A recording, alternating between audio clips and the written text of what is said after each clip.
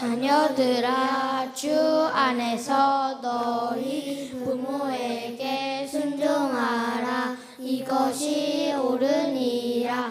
내 아버지와 어머니를 공경하라. 이것은 약속이 있는 첫 계명이니 이로써 내가 잘되고 땅에서 장수하리라. 또 아비들아, 너희 자녀를 노엽게 하지 말고 오직 주의 교훈과 훈계로 양육하라. 아멘. 하나님께서는 우리를 그리스도 예수 안에서 하나님의 백성으로 택하시고 부르셨습니다. 우리는 그리스도 예수 안에서 거듭난 하나님의 백성입니다. 새롭게 거듭난 사람은 그에 합당한 새로운 삶을 살아야 합니다. 그렇다면 우리는 새롭게 거듭난 그리스도인으로 어떻게 살아야 할까요? 어떤 것이 그리스도인의 합당한 삶일까요? 그리스도 예수 안에서 우리의 새로운 삶은 사람과의 관계 속에서 열매를 맺어야 합니다. 아내와 남편의 관계에서, 부모와 자녀의 관계에서, 직장에서, 다른 성도와의 관계에서, 목자와의 관계에서 열매를 맺어야 합니다. 이러한 관계는 단순히 관계로만 그치는 것이 아니라 우리가 반드시 승리해야 될 영적인 전쟁터라는 사실을 잊어버리면 안 됩니다. 우리를 하나님께서 그리스도 예수 안에서 하나님의 백성으로 부르신 이유가 바로 이러한 관계에서 승리하라고 부르셨다는 사실을 늘 기억하며 살아가시길 바랍니다. 하나님께서 성령을 보내시고 우리를 성령으로 충만케 하시는 이유는 바로 관계에서 열매를 맺게 하기 위함입니다. 다시 말하면 하나님께서는 우리가 성령으로 충만해서 관계 속에서 하나님의 뜻, 즉 서로 사랑하는 하나님 나라 공동체를 이루어 가기를 원하십니다. 우리가 왜 열심히 기도해야 할까요? 우리가 왜 열심히 말씀에 귀를 기울여야 할까요? 우리가 왜 열심히 교제해야 할까요? 성령으로 충만해서 하나님께서 그리스도 예수 안에서 보여주신 사랑으로, 서로를 사랑함으로 예수 그리스도를 나타내기 위함입니다. 사랑하는 성도 여러분, 나는 어떻습니까? 사람과의 관계 속에서 살아가는 삶을 살아가며 예수를 나타내는 삶을 살아가고 있습니까? 성령으로 충만한 남편은 예수님께서 교회를 사랑하셔서 자신을 주심과 같이 아내를 위해서 자신을 내어주는 사랑을 합니다. 성령 충만한 아내는 교회가 주님에게 복종하듯이 남편을 존귀히 여기며 세워줍니다. 그러나 이러한 삶은 당시에서는 도저히 상상할 수 없는 삶이었습니다. 2000년 전으로 돌아가 보면 당시 세계에서 참된 인간으로 간주할 수 있는 유일한 존재는 가장이자 주인인 남편이었습니다.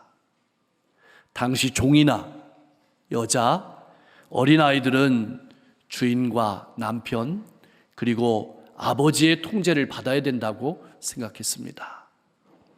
공동체의 구성원이 되기에는 부족한 사람이라고 생각했습니다. 이러한 시대에 그리스도 안에서 새로운 피조물로 창조된 그리스도인은 모두 하나님의 백성으로 동등한 사람이고, 그리스도인 모두가 하나님의 백성으로 그리스도 예수 안에서 만들어 가실 새로운 하나님 나라 공동체의 비전에 함께 참여하도록 초청을 받았다는 사실을 우리에게 말해주고 있습니다. 사랑하는 성도 여러분, 나는 그리스도 예수 안에서 세상과 다른 삶의 원리와 방식을 가지고 살아가라고 창조된 존재임을 인정하며 받아들이고 살아가고 있습니까? 그렇다면 예수 믿기 이전과 예수 믿은 이후에 나의 삶은 무엇이 달라졌습니까? 나는 아내와 남편을 사랑하며 세워주면서 살아가고 있습니까? 그렇다면 그리스도인은 우리는 어디서부터 이러한 삶을 살아야 되는 것일까요? 자신이 속한 가정에서부터 이러한 삶을 살아야 합니다. 먼저 아내와 남편에게 그리스도인다운 모습을 나타내야 됩니다. 그리고 두 번째로는 부모님과 자녀에게 그리스도인 모습을 나타내야 합니다. 1절은 그리스도인다운 모습을 이렇게 설명하고 있습니다. 자녀들아, 주 안에서 너희 부모에게 순종하라. 이것이 옳으니라.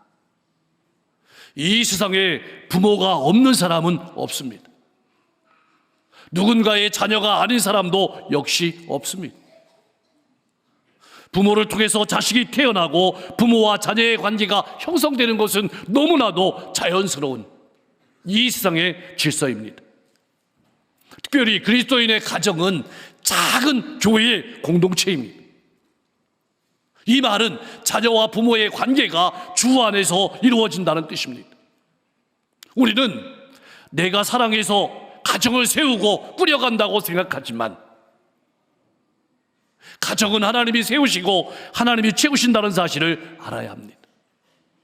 우리는 하나님과 이웃을 사랑하라고 부름을 받은 그리스도인입니다. 그리스도인으로서 우리는 어떻게 이웃을 사랑해야 할까요? 이웃을 사랑함에 있어서 부모가 자녀를 사랑하는 방식은 주의 교훈과 훈계로 양육하는 것이라면, 자녀가 부모라는 이웃을 사랑하는 방식은 부모에게 순종하고 공경하는 것입니다. 나는 어떻습니까? 자녀를 사랑하고 있습니까? 부모를 사랑하고 있습니까? 순종하라는 말씀은 부모의 말을 경청하라는 뜻인데, 부모의 말에 귀를 기울여서 듣고 따르는 것을 말합니다. 근데 여기에 단 하나의 조건이 있습니다. 주 안에서입니다. 이 말은 부모에게 순종하되 하나님의 말씀에 근거를 두고 순종하라는 말입니다. 예를 들어서 부모가 거짓말하라고 폭력을 행사하라고 하면 당연히 거부해야 합니다. 왜냐하면 하나님의 말씀과 상충되기 때문입니다. 만일 불신부모라면 어떻게 해야 할까요? 불신부모라 할지라도 섬기는 자녀가 되어야 합니다. 오히려 부모의 구원을 위해서 더욱 잘 섬겨야 합니다. 자녀가 부모에게 순종하는 것은 단순히 순종을 넘어섭니다. 부모를 대리인으로 세우신 하나님께 대한 순종이고, 하나님께 순종하는 것을 배우는 것임을 알아야 합니다. 성경은 여기서 한 걸음 더 나아갑니다. 내 아버지와 어머니를 공경하라. 이것은 약속에 있는 첫 계명이니 이로써 내가 잘되고 땅에서 장수하리라. 공경하라는 말은 가치를 두라는 말인데, 겉으로만 행하지 말고 예수님을 섬기듯이 살아가라는 말씀입니다. 이는 부모님이 조금 부족하더라도, 부모님이 조금 온전하지 못하더라도 오직 사람과 겸손으로 주님을 대하듯이 부모를 대하라는 말씀입니다. 교회에서 신앙인의 도리는 잘 지키고 교제하면서 신앙생활 잘한다고 칭찬을 들으면서도 정작 나를 낳아주시고 길러주신 부모님께 소홀한다면 이는 결코 바람직한 신앙인의 모습이 아닙니다. 우리가 부모를 공경하는 것은 믿는 사람이 하나님의 백성들이 어떻게 아름다운 세상을 만들어 가는지를 보여주는 좋은 본보기가 될 수 있음을 기억하십시오. 사랑하는 성도 여러분, 나는 교회에서보다 가정에서 더 칭찬받는 그리스도인입니까? 그렇지 않다면 오늘 말씀을 다시 한번 가슴에 깊이 새기시고 부모님을 공경하는 삶을 살아갈 수 있기를 소망합니다. 그런데 말입니다, 성경은 부모를 공경하는 일을 약속 있는 첫 계명이라고 말씀하고 있습니다. 하나님과 관련된 계명을 제외하면 사람과 관계된 첫 계명이란 뜻입니다. 첫이라는 말은 제일 첫 번째라는 뜻이기도 하고 가장 중요한 계명이라는 뜻입니다. 즉 자녀가 부모에 대해 가져야 될 가장 중요한 계명이 부모님을 순종하고 공경하는 것입니다. 우리가 잘 아는 것처럼 하나님께서 우리에게 주신 10계명에서 1에서 4계명은 하나님을 사랑하라는 계명입니다. 5에서 10계명은 이웃을 사랑하라는 계명입니다. 그런데 유대인들은 하나님께서 모세를 통해서 준 10계명의 두 돌판에는 각각 5개의 계명이 기록되어 있다고 합니다. 무슨 말일까요? 부모를 공경하라는 말은 하나님을 사랑하는 계명에 속해 있다는 말입니다. 부모님을 하나님의 대리자로 보았기 때문에 부모님을 공경하고 잘 섬기는 일은 하나님을 가장 잘 섬기며 사랑하는 일이라고 말씀하시는 것입니다. 부모에게 효도하지 아니하는 사람은 내 이웃을 내 자신과 같이 살아가라는 하나님의 명령에 순종하지 않는 사람입니다. 사랑하는 성도 여러분, 나는 어떻습니까? 부모님께 순종하며 공경하는 사랑의 삶을 살아가며 하나님의 말씀에 순종하는 삶을 살아가고 있습니까? 그렇다면 약속이 있는 첫 계명인 부모님께 순종하고 공경하면 어떤 결과가 따라오게 될까요? 3절 말씀에 잘 기록되어 있습니다. 내가 잘되고 땅에서 장수하리라. 부모에게 순종하고 공경하는 자녀가 잘되고 장수합니다. 근데 여기서 잘된다는 말은 과거의 시제로 썼습니다. 장수한다는 말은 미래의 시제로 썼습니다. 무슨 뜻일까요? 이미 일어난 일이나 다름없다는 뜻입니다. 확고한 진리란 말씀입니다. 이 땅에서도 잘될 뿐만 아니라 영원한 하나님 나라에서도 복을 받는 일이라는 말씀입니다. 사랑하는 성도 여러분, 오래 살고 싶으십니까? 부모님께 순종하십시오. 공경하십시오. 그러나 오래 산다는 것 자체가 본질은 아닙니다. 우리가 잘 아는 것처럼 우리의 생명과 장수는 하나님께 달려 있습니다. 우리가 부모님께 순종하고 그 말씀을 경철하고 공경하는 이유는 오래 살겠다는 이유 때문이 아닙니다. 우리가 부모님을 공경하는 이유는 하나님을 섬기기 때문이고 하나님을 경외하기 때문입니다. 또 우리가 잊지 말아야 될 것은 부모를 공경하는 자녀가 잘되고 형통합니다. 왜 그럴까요? 우리가 믿는 하나님께서는 모든 믿는 자의 진정한 부모가 되시기 때문입니다. 그래서 우리는 하나님 아버지라고 부릅니다. 말씀을 정리하면 이렇습니다. 부모에게 순종하고 장수하고 형통하게 되는 것은 모두가 하나님과 관계된 일입니다. 보이는 부모님께 순종하고 공경할 때마다 영원하신 하나님께 순종하는 것을 연습하고 또 연습하는 일입니다. 우리가 아무리 잘 살고 오래 살려고 몸부림쳐도 부모님을 사랑하고 공경하지 않으면 형통할 수도 장수할 수도 없다는 사실을 꼭 기억하고 신앙생활 할 수 있기를 소망합니다. 자, 자녀가 부모에게 순종하고 공경함으로 부모라는 이웃을 사랑한다면 부모는 자녀라는 이웃을 어떻게 사랑하면 될까요? 4절 말씀에 잘 기록되어 있습니다. 또 아비들아, 이 말은 부모를 가리키는 말입니다. 너희 자녀를 노엽게 하지 말고 오직 주의 교훈과 훈계로 양육하라. 자녀를 사랑하는 것은 두 가지 측면입니다. 첫 번째로는 자녀를 노엽게 하지 않는 것입니다. 이는 오늘 우리가 들을 때는 당연한 말 같지만 당시의 상황으로 보면 너무나도 당시의 가치관과는 다른 것이었습니다. 당시의 자녀는 부모의 소유물이었습니다. 아버지가 마음대로 할 수 있었습니다. 이 말은 그리스도인은 믿지 않은 부모와 달라야 된다는 말씀입니다. 자녀는 부모의 소유물이 아닙니다. 하나님의 형상으로 창조된 고귀한 존재입니다.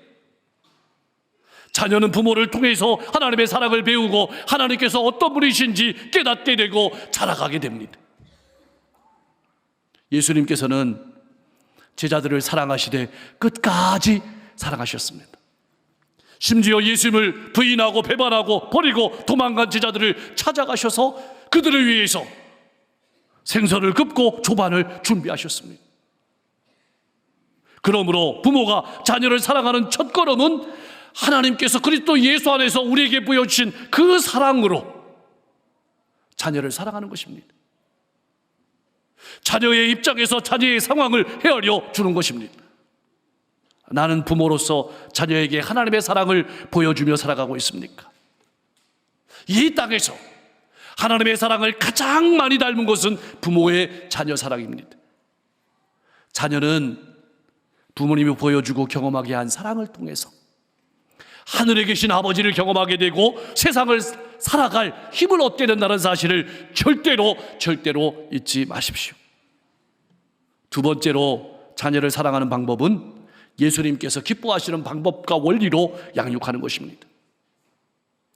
자녀는 나의 자녀이기 전에 주님의 자녀라는 사실을 꼭 기억하십시오.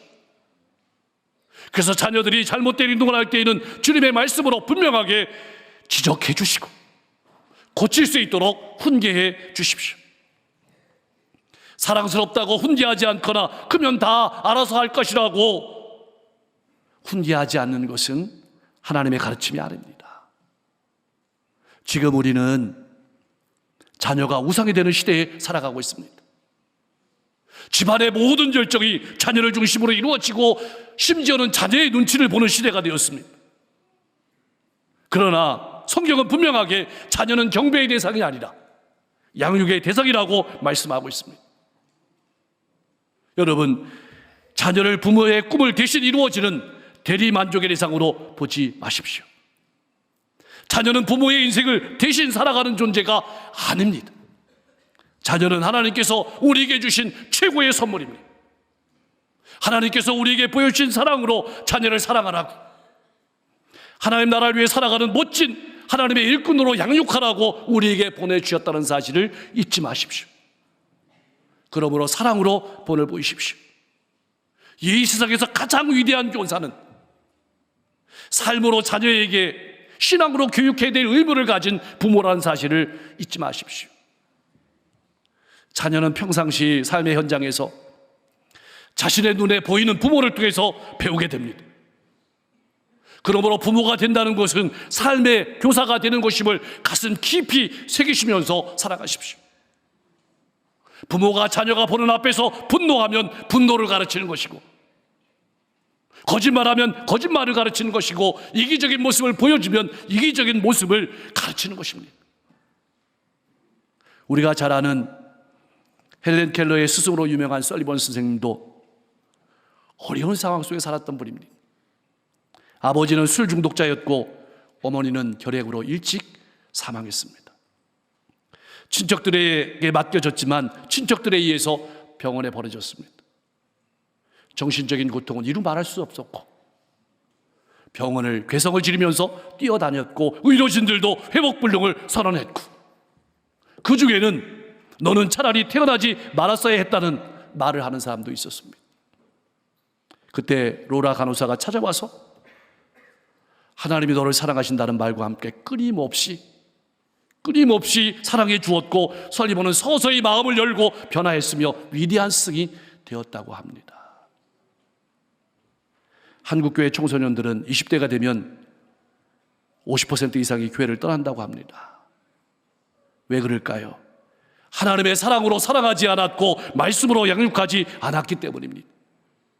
그러므로 학업 때문에 예배드리지 않는 것을 묵인하면 안 됩니다.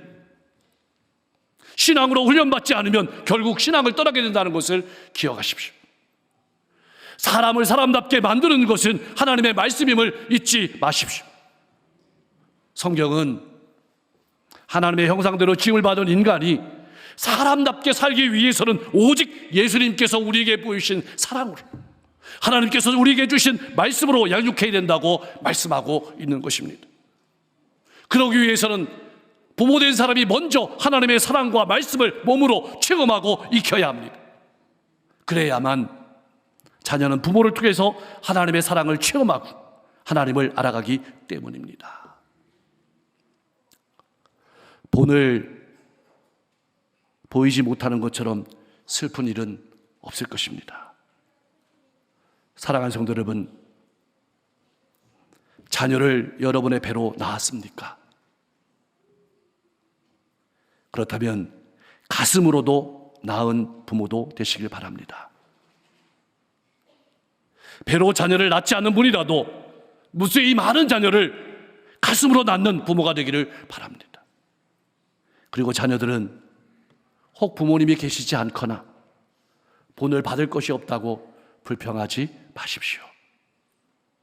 주님의 사랑과 주님의 말씀에 본이 될 부모를 찾고 기도하십시오. 우리의 영원한 부모가 되시는 하늘 아버지께서는 다양한 사람들을 통해서 여러분에게 하나님의 사랑을 나타내 주실 줄로 믿습니다.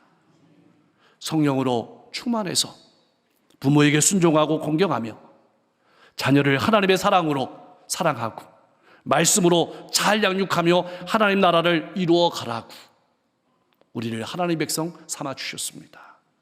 이것이 하나님의 비전입니다.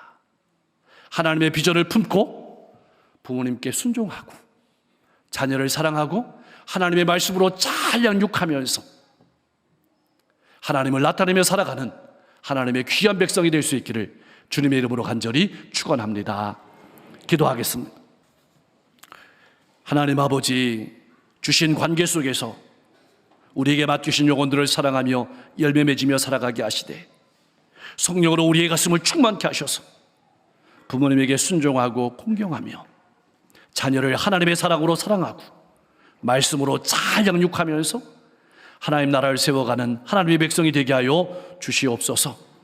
부모님의 은혜뿐만 아니라 우리에게 좋은 가르침을 주신 스승과 교사의 은혜도 기억하게 하시고 우리 성도들의 가정이 부부가 화목한 행복한 가정, 부모와 자녀가 서로 사랑하고 존경하는 행복한 가정을 이루게 하시고 우리 교회가 그러한 건강한 교회가 되게 하옵소서. 우리 성도들의 직장과 사업장을 든든히 지켜주시고 이 땅의 교회들이 그러한 천국 공동체로서 하나님의 사랑을 보여주며 살아가는 귀한 공동체가 되게 하옵소서.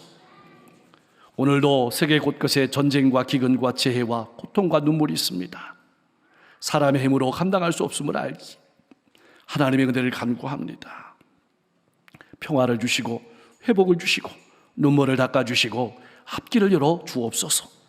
오늘도 복음으로 걸어가는 선교사님들의 발걸음을 통해서 수많은 영혼들이 주님께 돌아오고 믿음으로 건강하게 설 수 있도록 복내려 주시옵소서. 예수 그리스도의 이름으로 간절히 기도하옵나이다.